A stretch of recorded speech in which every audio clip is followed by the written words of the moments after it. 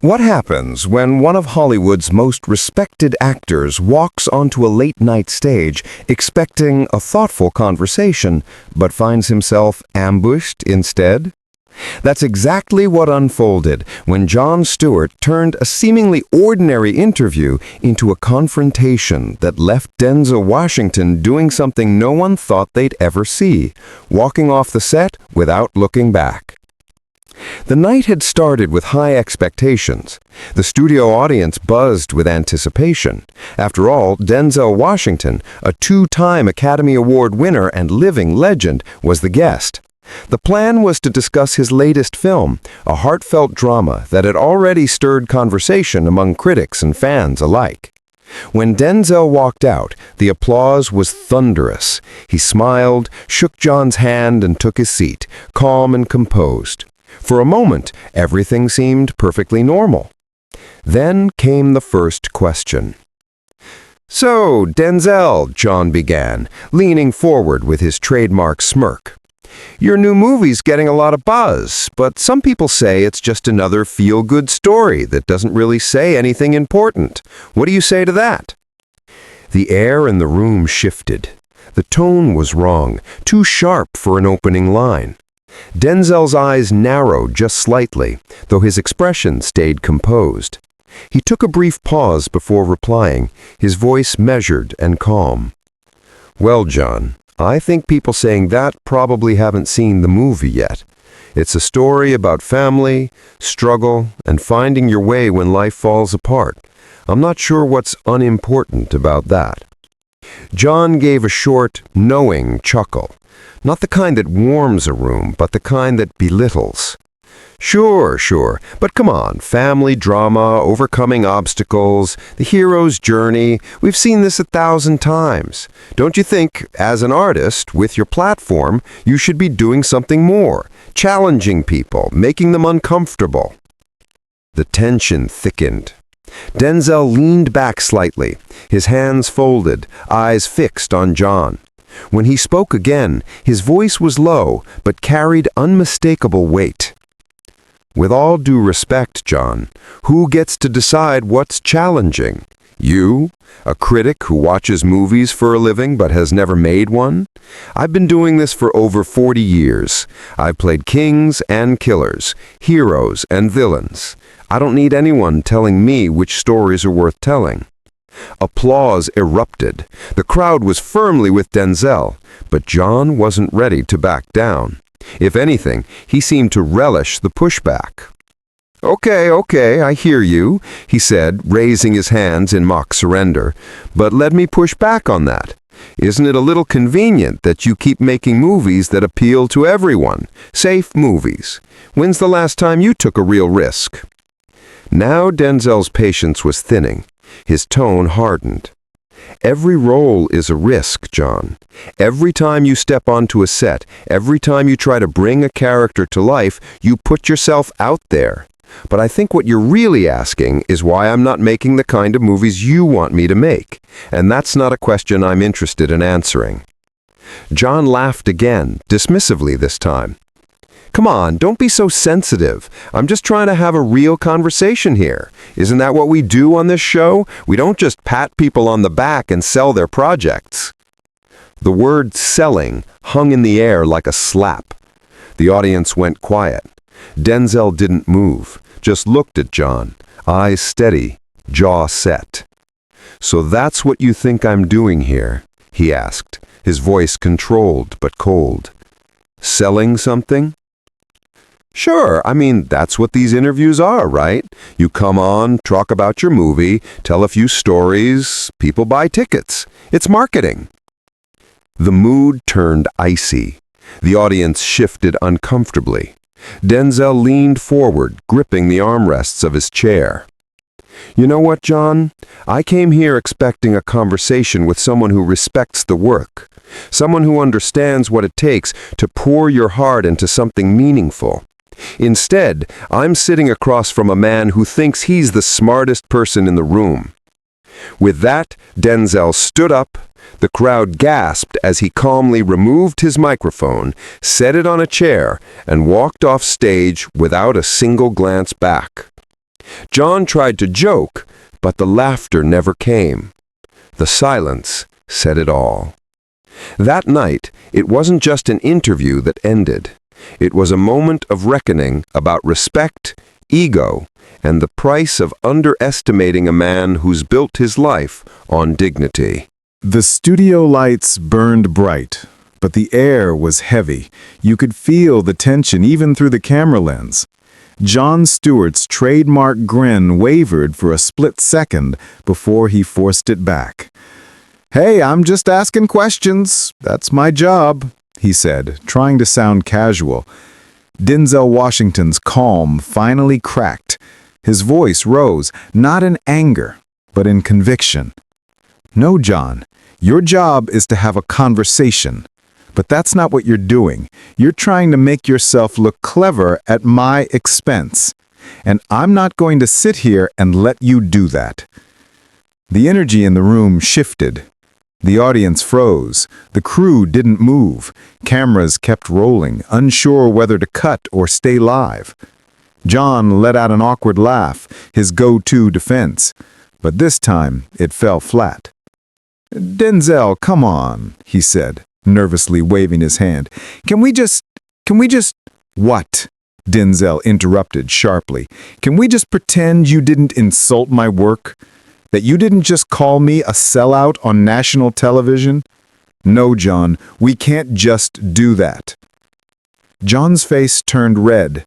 He wasn't used to losing control, especially not on his own show. His voice grew louder, defensive. "I didn't call you a sellout. I'm saying maybe, just maybe, you're playing it safe, and for someone with your talent, that's a waste." That was it. Denzel stood up. The audience gasped. This was not in the script. This wasn't how interviews ended on the awkward hour.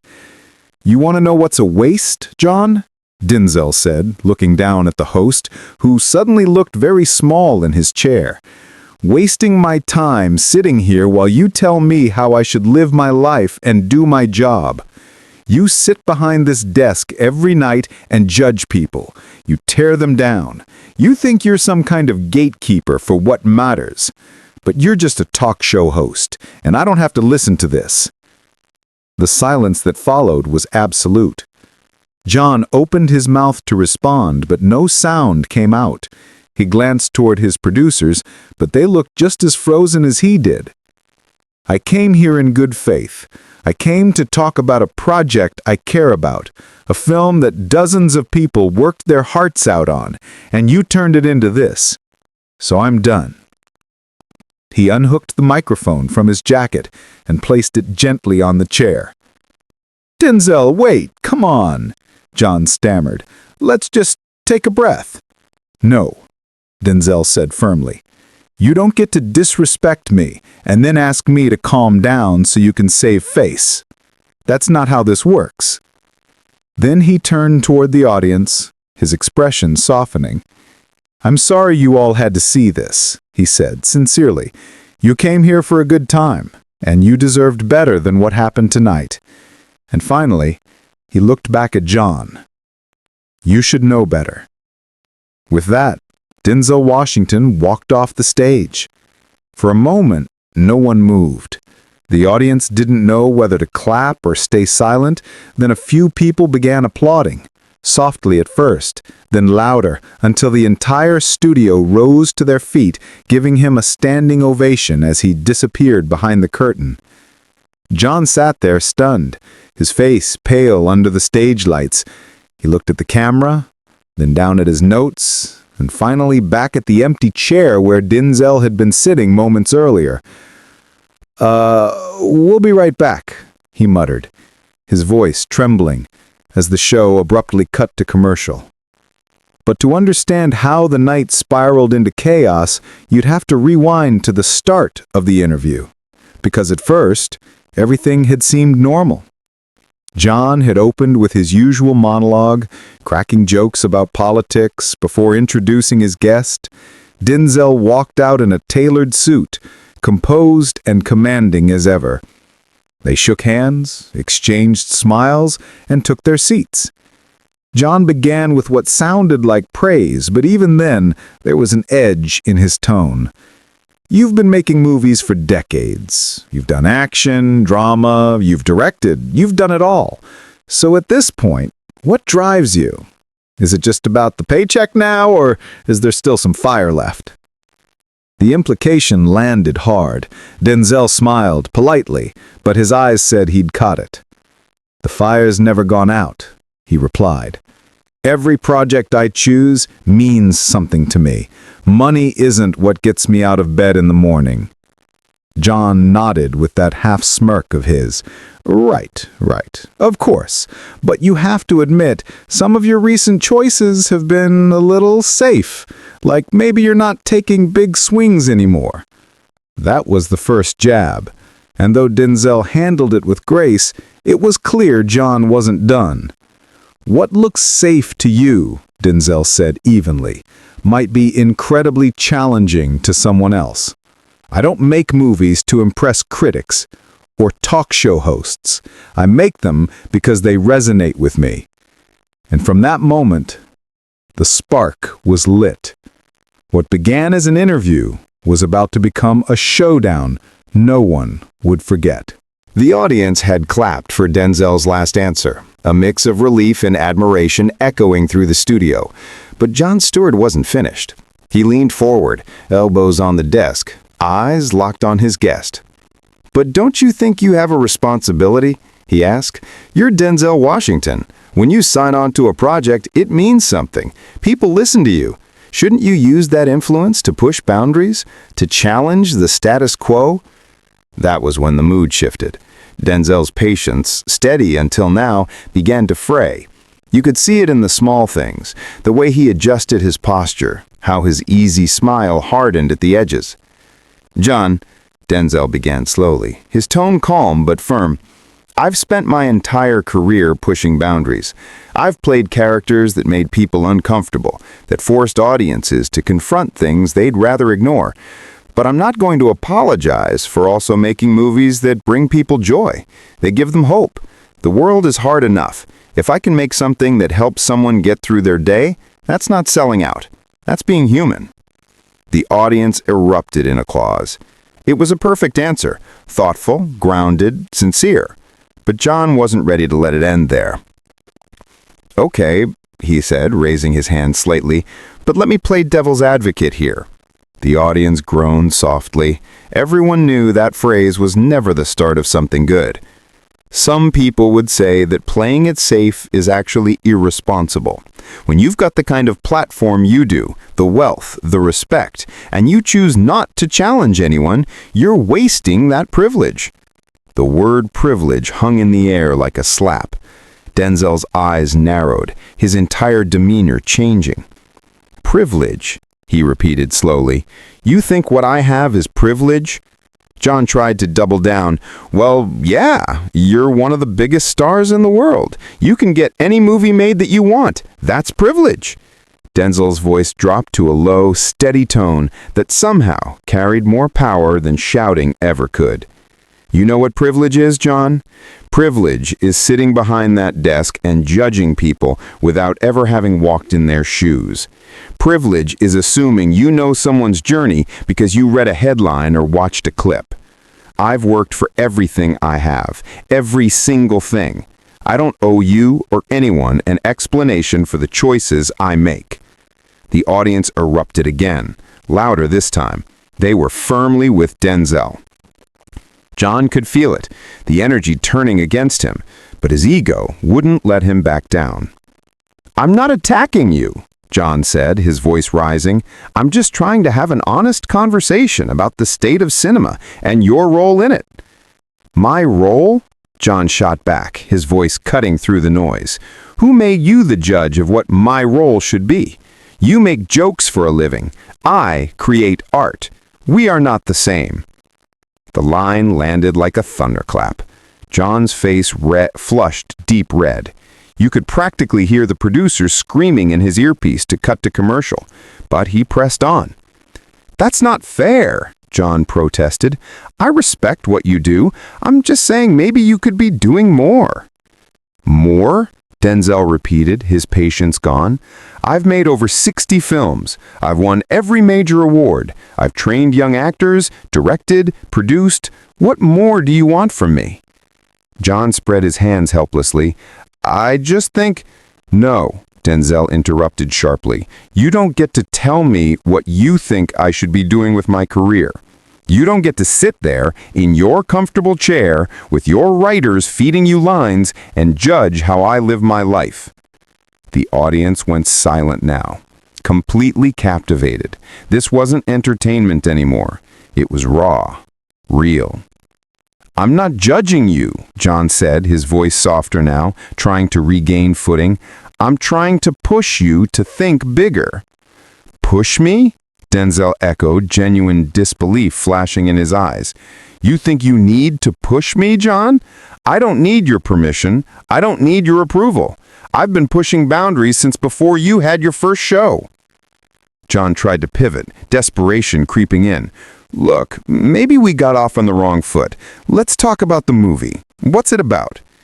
Denzel leaned back slightly, shaking his head. "Why would I talk to you about my movie now? So you can tear that apart too? So you can tell me how I should have made it differently? No thank you." The control room had to be panicking. The interview was slipping further and further out of reach. Jon's voice softened to almost a plea. "Denzel, I respect you, I really do. I'm a huge fan. I'm just trying to have a meaningful conversation." Denzel stared at him for a long moment, his silence louder than anything he'd said all night. "A meaningful conversation?" he said finally. "Because from where I'm sitting, this feels like an ambush, like you invited me here to make yourself look smart by tearing me down." Jon shook his head quickly. "That's not what this is, I promise." "Then what is it?" Denzel asked. "Because every question you've asked has been designed to put me on trial. You're not having a conversation, Jon. You're prosecuting me." The audience went still. The metaphor hit like a verdict. And in that moment, it was clear this wasn't just an interview. It was a reckoning. The studio was silent, the kind of silence that hums with electricity. Denzel Washington sat perfectly still, his calm composure now edged with steel. Jon Stewart looked rattled, but tried to recover. Except Denzel had never agreed to any of this. Jon opened his mouth to speak, but Denzel raised a hand, stopping him cold. "Let me ask you something, Jon," he said, his tone even, but his gaze piercing. "When was the last time you created something? Really created something? From nothing? Written something? Built something? Made something that put your soul on display for the world to judge?" Jon hesitated. I write jokes. I do this show every night," he stammered. Denzel nodded slowly, his expression unreadable. "You have a team of writers. You read off a teleprompter. You interview people who have actually done things. But you, yourself, what have you created?" The audience fell completely still. The question landed like a punch to the gut. Jon had no good answer. "That's not fair," he managed weakly. "We do different things." "Exactly," Denzel said, leaning forward. "We do different things, so maybe you should stick to your lane and let me stick to mine." It was brutal. You could feel the air thinning in the room. Jon, cornered, tried to fight back. "So what, I'm not allowed to have an opinion now? I'm not allowed to critique? That's literally what critics do. That's what journalists do." "You can have all the opinions you want, but that doesn't mean I have to sit here and listen to them. And it definitely doesn't make you right just because you've got a platform." Jon gave a short, bitter laugh. "So anyone who disagrees with you is wrong. That's pretty arrogant, don't you think?" And that was the final straw. Denzel's expression turned cold. "I'll tell you what's arrogant, Jon," he said, his voice like ice. "Arrogant is inviting someone onto your show and spending the whole time trying to make them look bad. Arrogant is thinking you know better than someone who's been doing this for 40 years. Arrogant is talking down to your guests like they're a child who needs to be educated." Jon's face flushed. He started to speak, but Denzel didn't let him. "You want to know why I make the movies I make? Because I believe them. because they matter to me, because I'm not trying to be the coolest person in the room or the most controversial or the most provocative. I'm trying to tell stories that connect with real people, not critics, not talk show hosts, people. His voice rose, not in anger, but in conviction. And if that makes me safe in your eyes, if that makes me boring, predictable, or whatever label you want to use, then fine, I'll take that. Because at the end of the day, I can sleep at night knowing I made something that mattered to someone. Can you say the same? The words hit like thunder. Jon looked stunned, his mouth open, but no sound coming out. He glanced toward his producers, but they were as frozen as he was. Denzel stood up then, not in rage, but with quiet, devastating dignity. This was a mistake. I shouldn't have come here. Jon scrambled to recover. Denzel, please, sir, let's just reset. Let's start over. But Denzel was already unclipping his microphone. There's nothing to reset, Jon. You showed me exactly who you are tonight, and I'm not interested in being part of whatever this is. He placed the mic gently on the chair. The faint click echoed across the studio. Jon stood up, panic visible in his face. You're really going to walk out in the middle of the show? Denzel looked at him, not in anger, but with something that almost resembled pity. I'm not walking out in the middle of your show, Jon. I'm choosing not to be disrespected anymore. There's a difference. He turned to leave, then paused, glancing back one last time. You know what the saddest part of this is? Denzel said quietly. You could have had a great interview tonight. You could have asked me about the work, about the craft, about the people I've worked with. We could have had a real conversation. But you were too busy trying to prove something. And in doing that, you proved exactly the wrong thing.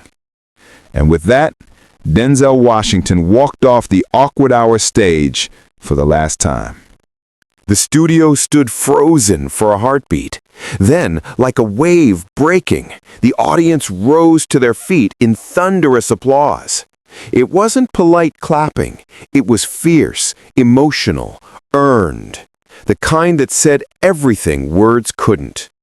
Everyone in that room knew exactly who had walked away with their respect and who hadn't.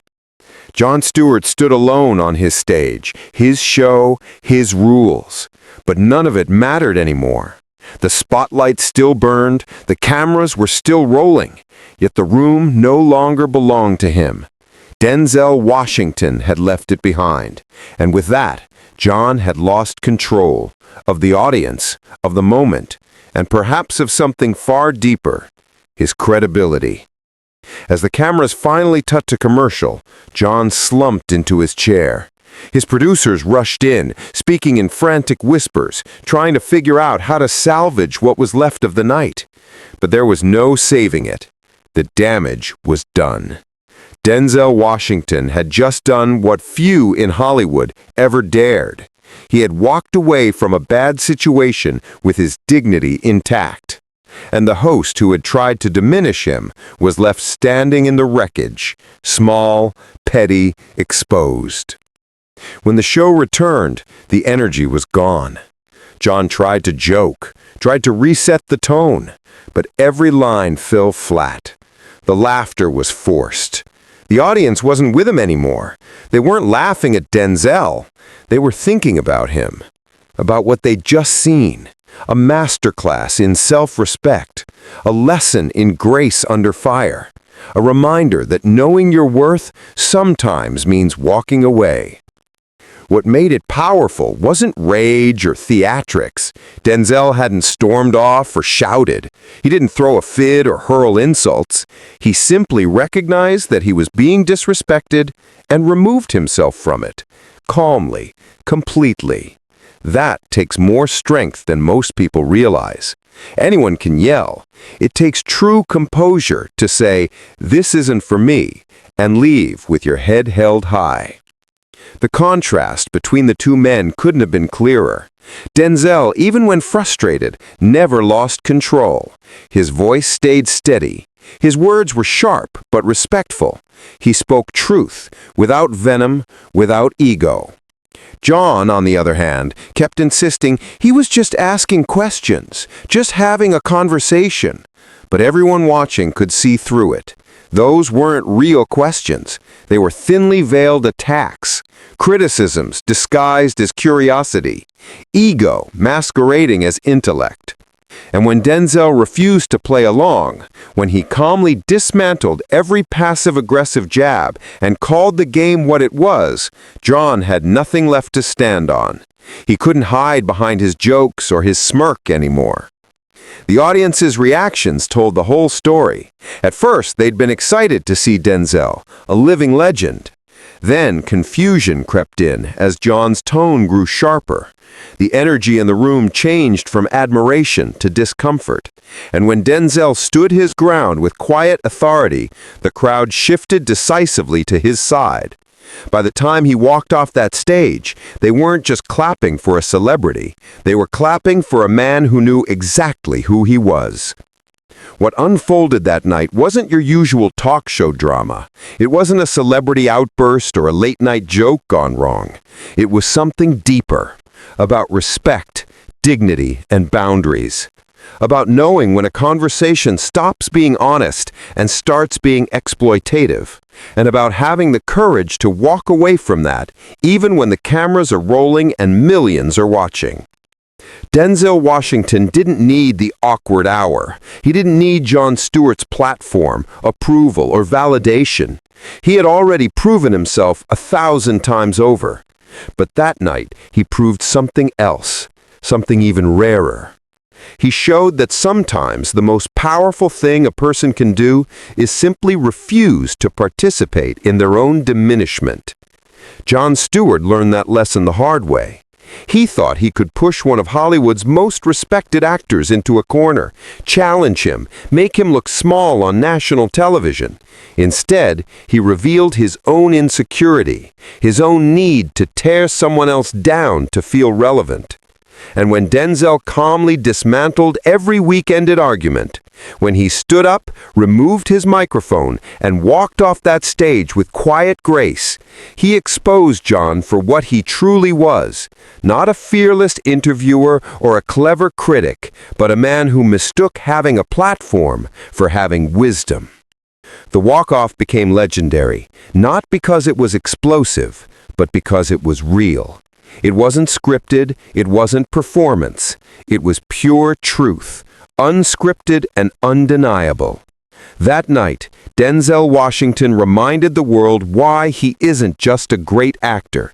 He's a man of character, a man who knows his worth, who honors his craft, and who refuses, under any circumstances, to let anyone treat him as less than what he is, a legend.